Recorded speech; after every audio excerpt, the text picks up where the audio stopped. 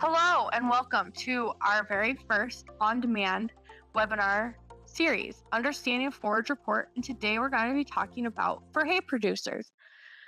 My name is Rebecca Kern-Lunbery, and I've been consulting on forage reports for 8 years for Ward Laboratories. We're also offering forage report understanding for beef cattle, horses, and small ruminants.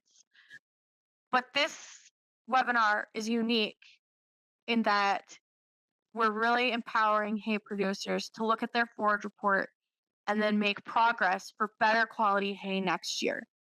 And that's very different than when we're looking at animal health and how to meet animal nutrient requirements. So you guys have a huge opportunity, and let's just go ahead and dive right in. So first of all, what is forage quality? So I just took the definition straight out of Ball et al. 2001, Understanding Forage Quality, which you can find on the NFTA website. It's a great document. If you are a hay producer, you should definitely read it. But it says the extent to which a forage has potential to produce a desired animal response. So as you know, forage quality can be very different, whether we're talking about beef cattle, dairy cattle. Those are two different forage qualities that they're aiming for, and horses can be another different ball game. So we'll address some of that here today in this webinar.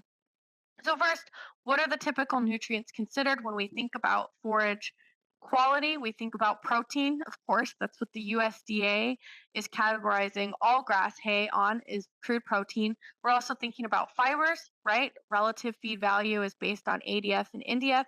And then fiber digestibility, when we look at the updated quality index of relative forage quality, we are seeing that digestibility has a huge impact on that. So first, let's take a look at crude protein. So crude protein is a measure of nitrogen multiplied by 6.25, and then this is what most of our livestock species are going to use to balance their diet and ensure that they're meeting those requirements. Then when we look at fibers, we have neutral detergent fiber, which is inversely correlated with animal intake. So when we have high fiber forage, we know that's lower quality, and it's because it's going to impede their ability to consume the amount that they need, and it's going to potentially impact their ability to consume their pounds per day requirements for crude protein and energy.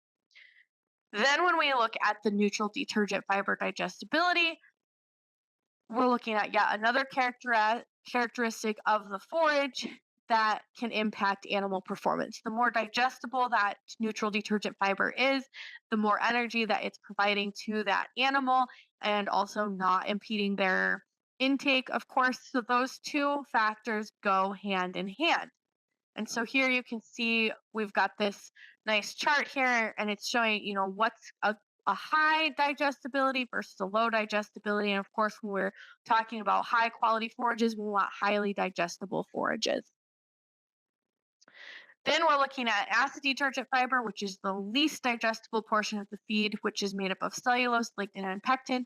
When we're looking at forages, the pectin level isn't something we're too worried about, but that lignin level is, of course, right? We have the low lignin varieties of alfalfa, and so if we're planting that, we're going to want to be seeing those results on our forage report, right?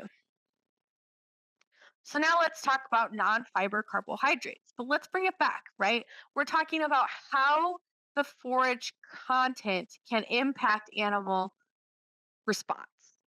And so when we're talking about non-fiber carbohydrates, they have an inverse relationship with the fiber. The more fiber there is in the diet, then the less non-fiber carbohydrates are available to provide energy for that animal, right? And so then when we're specifically talking, though, about high quality forages, we're typically thinking they're having a lot of non-fiber carbohydrates.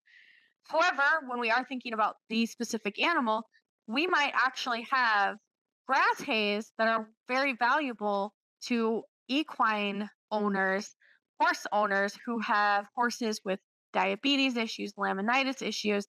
If you're producing hay that's got a decent amount of protein in it, around 8 to 10% is what those horses are going to be looking to have. But it's got less than 10% non structural carbohydrates, which is the starch plus the water soluble carbohydrates. That may be very valuable to them, even though it's probably got higher fiber value. It may actually be a lower quality as far as our USDA rankings on our forage quality indexes, right? So that's something to consider, is looking at what hay you're producing and who you should be marketing those to based on what that animal response is going to be. So again, the forage quality indexes, I've touched on them a couple times, just kind of taking into account their calculations. So with relative feed value, this was developed to compare alfalfa. It has been applied to a lot of other forages. I'm a big proponent, an advocate that let's stop using this outdated index and let's start using the relative forage quality, which typically grass hays are going to perform better on because it's taking into account more aspects of that forage rather than just the ADF and the NDF. And specifically, it's taking into account that NDF digestibility. So comparing forages, if it's a legume, typically the RFB and the RFQ are very close and it doesn't matter which one you're going off of. If you're looking at a grass or a mixed forage, I'm always recommending let's look at the RFQ before we're looking at RFB. And typically this number is higher than the RFB because it is taking into account the digestibility, which really is reflecting better on how the animal will perform, bringing it back to our definition of what forage quality really is. Okay, so now we're going to go through a little bit of a case study. So this is a hay producer that I consulted with, and he was really excited. He's like, I got up early, I got my hay harvested, a second cutting alfalfa. It should have been, pretty good. And then I got an RFB of 123 and RFQ of 126. And he really just was not happy with those numbers. Those aren't great numbers for a second cutting alfalfa. And he felt that he had done everything he understood management wise to do. So what I said was, okay, let's look through the numbers. Okay, so the first thing I knew is that he had cut it in the morning. So when we're cutting our hay in the morning, we know that that's when those soluble carbohydrates, the starch, the ethanol soluble, the water soluble carbohydrates, they're all used up because that's what the plant stores throughout the day and that's what it uses through the night. So the non-fiber carbohydrates was low and the neutral detergent fiber at 45% was a little bit higher. So what we can do, our first adjustment was to switch to a PM cutting time, right? Cut in the afternoon after those carbohydrates are getting stored up. And then the second thing we could look at was cutting height. Now, when you're looking at adjusting your cutting height, some equipment may or may not be able to do that. And I am not an expert, nor do I know enough as that I should about equipment. But if you have the ability to adjust the cutting height, if you're adjusting it and you're moving it up, you're going to be improving your forage quality. If you're moving it down, you're going to be reducing forage quality. If you're moving it up, you're going to be sacrificing yield because you're losing all that stem content, but you're increasing the amount of leaves that you're having. So you're changing that stem to leaf ratio. The leaves are the same, the stems increase. If you're moving it down, then you're going to increase your yield, but you're having more stems and less leaves. So you're going to have lower protein and more fibers, right? Okay. So those were the two adjustments that he did make. And then he sent his sample back the next year. And we can see he improved his RFB and RFQ by 100 points. So that's pretty dramatic. And you can see the big places where this change occurred wasn't in the crude protein, wasn't in the fat and the ash. It was truly in the amount of fibers that he had and the amount of non-fiber carbohydrates. So that was really encouraging to see, right? And so by looking, and when we're disappointed about the quality of our hay, which is a call that I unfortunately do frequently get, we need to think about, okay, what can we do? What are our management practices now that we can use to improve? So then, again, bringing it back from just looking at those forage quality indexes and thinking about the value that you can get out of selling your hay, which of course is important, but bringing it back to the animal, we compiled forage samples from producer submissions from around Nebraska and South Dakota and looked at samples that the customers also requested minerals be run on. All the dark shading, those are 75% of those samples required mineral supplementation specifically for that element. Anything that's lightly shaded is between 50 and 75% of those samples. So what we see though is if you're looking at this alfalfa, we can see the crude protein there greater than 22, 28 to 21. So it's kind of divvied up in kind of how the USDA would categorize it, just looking at the crude protein, not the quality indexes. And then if we look at our grass hays as well, when we're looking at the higher quality proteins and everything, what we're seeing is less mineral supplementation is required when the forage is higher quality. So when we have more protein and higher quality forages, because the two go hand in hand, we don't need to supplement as much minerals. And so that in and of itself can be very valuable to livestock producers. Now let's talk moisture and dry matter. So we compiled 4,000 samples that were submitted by producers that were identified by the producers that this is my hay sample, right? Because we can't just look at all of our samples because we have fresh forages coming in, all kinds of things. So this is producer identified. These are our hay samples. And the amount that was less than 14% was, there were 71% of that.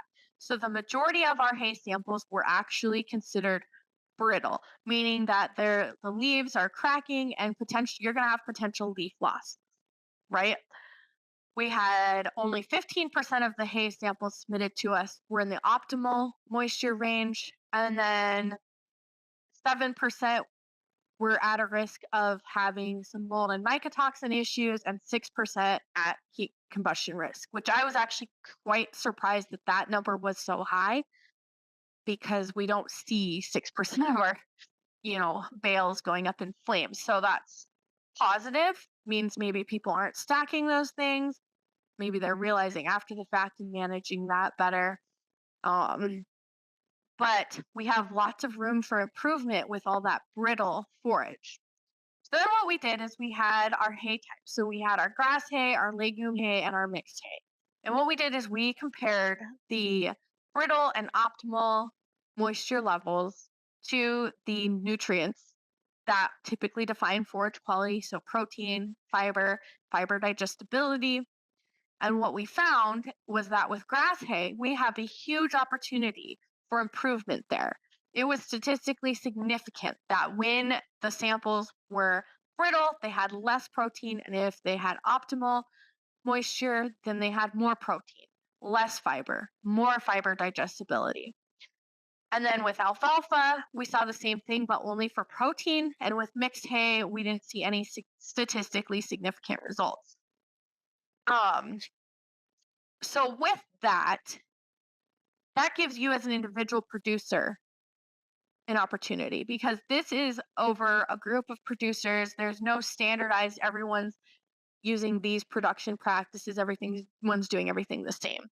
And so what you can do is you can look at your moisture and try to optimize it, do what you need to do to get it to that optimal range, and see if you're seeing improvements. If you're not, if you're in that brittle range, try to get your moisture to the correct range, and potentially you're going to see less leaf loss because you're going to see less of that dry cracking, right? And that would hopefully improve your forage quality. And you might see more dramatic. If you're already at the optimal, then awesome. Good job. Okay, so that's pretty much it for hay production and utilizing those forages. We've got some more resources. We have a great YouTube webinar, producer insights on forage quality. I would encourage you to check out. I'm always writing more articles for Progressive Forage, and with that, I would just like to say thank you for tuning in to this webinar. If you are looking for more information, if you're raising your own hay for your cattle, your sheep, your horses, we've got understanding forage reports for all of those species, and we'd love to see you watching some more. I would also love to hear from you. If you have questions on anything covered in this webinar, if you have other questions regarding the lab, sampling, procedures, anything like that, please feel free to email me at rkern@wardlab.com. And so with that, I would just like to say thank you all again for tuning in, and I'm looking forward to hopefully hearing from you and maybe seeing some samples.